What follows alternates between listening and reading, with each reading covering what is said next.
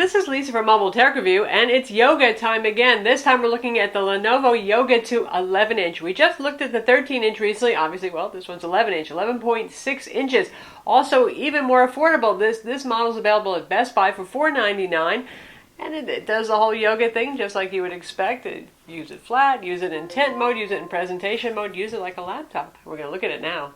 So here it is, the latest generation Lenovo Yoga 2 11. Now the Yoga in the 11-inch form has gone through a whole lot of change. The first Yoga 11 was actually a Windows RT machine, and then, well, they moved over to Core i series, the Y series Intel Core CPUs, and now for this generation, the latest generation, being the Yoga 2, pay attention to that 2 number if you're shopping around, because you're going to find all of these for sale probably at certain outlets. This one here is available with either a Pentium or a Celeron CPU, mostly the Pentium. You remember the Pentium name? Yeah, it sounds a little dated because, well, Intel was trying to find a way to position this CPU. It's somewhere above the Atom CPU, and they didn't want to have the connotation of Atom. Obviously, it's not an Atom architecture, and it's a bit faster, but it's not as fast as a Core i CPU. But it's not too bad either, and we have seen this used before in the likes of the Sony Vaio Tab 11. They're coupled with a nice SSD drive, so it made it feel quicker. This guy has a conventional spinning 2.5-inch hard drive inside, SATA interface. It's the real short height, 5mm drive inside, so a little bit less of a speed boost there. So when you use it, it takes a while to boot up Windows compared to your average SSD laptop. And once you get it running, applications will take a little longer to launch. Again, a lot of that has to do with the hard drive. And the CPU, it may not be the sharpest knife in the box, but it's not bad. It's a quad core. Now, Lenovo on their website is taken to actually quoting the CPU speed as by the turbo boost speed. That's not fair. The base clock speed on this is 2.1 gigahertz. This is the Intel Pentium N3520, and it is a quad-core CPU, so not too bad. For those of you who are just getting this for productivity, you don't want to be doing full HD video editing, serious Photoshop all day long. Most people who get an 11.6-inch machine are not looking for that. Then it's going to be fine. The RAM on this is 1333 megahertz versus 1600 megahertz that you'll see on Core i5 machines, for example, i3, i7, and it is not upgradable. So it comes with 4 gigs, and that's what it is. It's soldered on board. So we'll show you a picture of the internals right now so you can see what's going on inside. It does have an upgradable hard drive. The wireless card is socketed, and if you do open it up, there's teeny Torx T5 screws on the bottom. That's all you have to do is unscrew them. Nothing tricky there. Then you can take off the cover and replace those items if you wish to. Again, RAM is soldered on board here, though. This is glorious black plastic. One thing about the Yoga series, I think that made it popular, and it probably is one of the most popular Windows 8 convertibles. When Windows 8 first came out, there was talk about sales were lagging on. People were maybe a little leery to adopt, but Lenovo did really great with the Yoga series, in part because of the great yogaing design, where you can use it in so many modes, and also because it looked darn good for the price. And now kind of Lenovo's dialing back on the looks a little bit. Even the Yoga 2 Pro was a little less exciting looking, losing that soft touch finish here. And the contrasting colors that was the hallmark of that book-like design, you know, it's a little boring. You can get this in Clementine Orange if you want to jazz it up a little bit. But pretty much you're looking at black plastic. Bottom here, stereo speakers. It says Dolby Home Theater 4 software. Obviously robust hinges here. Notice there's no fan back here like there is on the bigger Yoga. That's because this is a fanless design. That's one of the benefits of using that Intel Pentium CPU. It doesn't generate a super duper lot of heat there, so you can go fanless. So for those of you who just hate noise, and I know you're out there, you're going to like that. In fact, if you took a look at our photo of the internals of this, you'll notice there's actually a cutout in the motherboard where a fan could go, a kind of circular area. Probably left over from when they made this in a Core i version. The motherboard overall architecture hasn't gotten changed a whole lot. Interesting, that. It's fairly thin. It's not super duper light, given that it's 11.6 inches. It is 2.8 pounds. Of course, the whole Yoga design and the robust hinges do add some weight. You can see on the side here we have our USB 2.0 port. Yep, 2.0. Combo, mic headphone jack. Volume controls on the side, rotation lock. Also our power button, and that's the Lenovo assist button in case you get yourself into some hot water with the computer and you need some software restore, or driver reinstallation, that kind of thing. The controls are on the side here to make it easier to access when it's in tablet mode, so you don't have to open up and reach for the keyboard itself. Other side, a little less going on here. Here's our, thank God, there is a USB 3.0 port. Don't worry, folks. Rectangular style Lenovo charging connector. This comes with the usual Lenovo compact brick charger. SDMMC card slot right there, and our micro HDMI port. So a decent number of ports for a small machine. Usually don't see a whole lot of ports on board there. It feels well made. It feels sturdy. It may not be the most gorgeous thing I've ever seen, but it does feel like it'll hold up pretty well. It does show fingerprint oils. Probably the orange one does that a little bit less. And of course, since it's a Yoga, you can open it up flat and use it that way. You can use it in tent mode like so.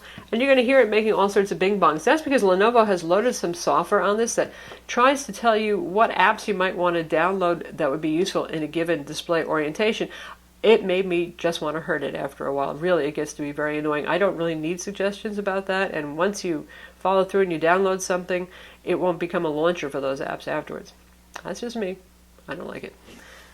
Being a Yoga, again, if you're going to use it in tablet mode, say, keys will be exposed on the bottom. Lenovo does make sleeves in case you don't like that feeling.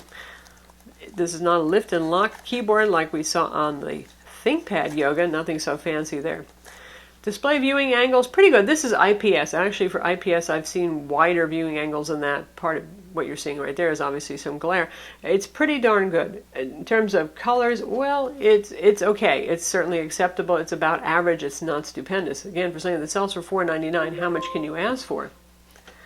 The display resolution on this is 1366 by 768. Which is fair for an 11.6 inch. I know some of you are going to be like, oh my god, it doesn't have full HD, you know. Well, you're going to have to use Windows scaling anyway, which is kind of hit or miss with some programs, particularly Adobe CS programs. So it's an okay resolution. It's pretty sharp. It looks nice for watching movies. It's not washed out. It's not a TN panel. For the money, it's fine. So here's our display color gamut. This is for sRGB, 71%. Again, that's not bad, it's just not great. The better displays, even the Yoga 2 13-inch hit 95 to 99%. So it still has nice colors. Movies and photos still look nice on it, but for those of you who are into serious photo editing or video editing and really care about color accuracy, this probably won't be the display that makes your day. And here's our Adobe RGB, which is 54%. Now the good news right here is the brightness level. 371 nits of brightness. So obviously that's with auto brightness turned off.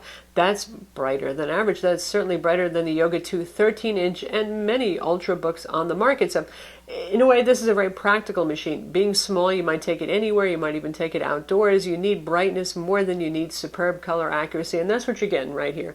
Contrast ratio is quite good at 700 to 1. Black levels are decent at 0.53. In terms of delta E, this is not a wildly well-calibrated and color-accurate display. You can calibrate it to improve that, but again, for those of you who are picky folks, or those of you who work professionally editing images or video, those are the ones who are going to care about that. Obviously, this runs Windows 8.1, and you can see 8.1 with our new Start menu right there at the bottom. Home button, physical clicky, not haptic on this one like it is on the 13-inch model. And this is full Windows 64-bit. This is a 64-bit CPU inside as well. So this is not RT. This is the full deal. This can run all Windows programs that you want. Photoshop. You could try running Left 4 Dead, but honest to goodness, given that this is a Pentium with just Intel HD graphics, it does not really have the brains for that kind of job, and particularly it doesn't have the graphics for much gaming. You can play casual games, you can play solitaire, and some of the Windows Store games that you can get, which are meant to run on pretty much any kind of hardware, but this is not a gaming machine. Now for size comparison, we have the Yoga 2 11-inch on top, and then the Yoga 2 13-inch on the bottom. Actually not a wild difference in size. 2.8 pounds versus about 3.3 pounds, 3.2. Depends on the configuration that you get with the Yoga 13 as to how much it's going to weigh. So a little bit difference in weight there, but Really not a whole lot of size difference. So those of you who are thinking the 11-inch would be so much more wildly portable than the 13-inch, as you can see, not so much the case there. Really what the big difference here is in the cost savings. About $400 difference between the two of these, depending where you buy them, maybe $300 or so. And more speed on the 13-inch because you get full Core i5 processor inside of there. In terms of thickness on the side, not so different either. On the back, the most noticeable difference is we have fan grill here on the 13-inch because it does have a fan, and the little 11-inch guy, as we said, does not have a fan. Keyboard obviously is going to be a little bit compromised by the size. 11.6 inches means, well, it's not going to be 15-inch or 13-inch even typing experience here. They do bring out the keyboard fairly close to the edges. This is Lenovo's AccuType keyboard with the smile-shaped keys, so some good ergonomics there.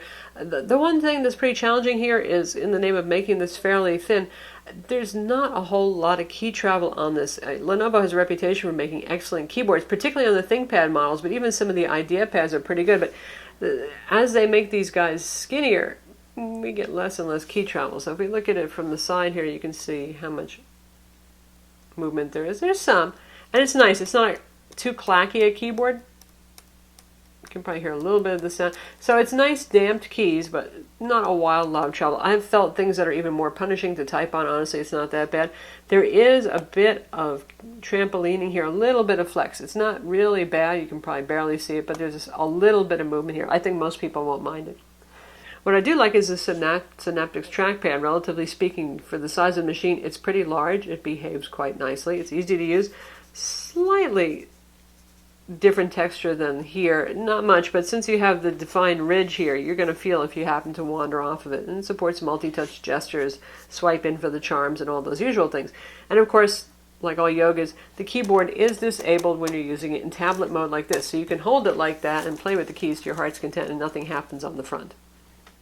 And for those of you who are really new to Windows 8, 8.1, and you don't know how it works, if you're using it in this mode and the keyboard is disabled, you have the big on-screen keyboard here, so easy enough. And we're using the Metro version of IE. Of course, you can use desktop version of IE if you want, but we're just going to check out web browsing, pinch zooming, all that stuff works in IE, well supported, and we're going to watch a video review so you can see how it looks and how the speakers sound.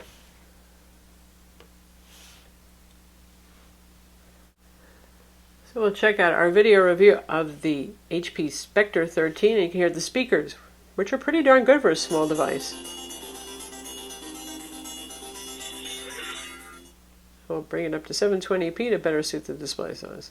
This is Lisa from Mobile Tech Review, and today we're going to look at an HP Ultrabook. We don't get so many in for a review. HP's review programs have been kind of slim for the past year, but we're glad we got this one in finally. This is the HP.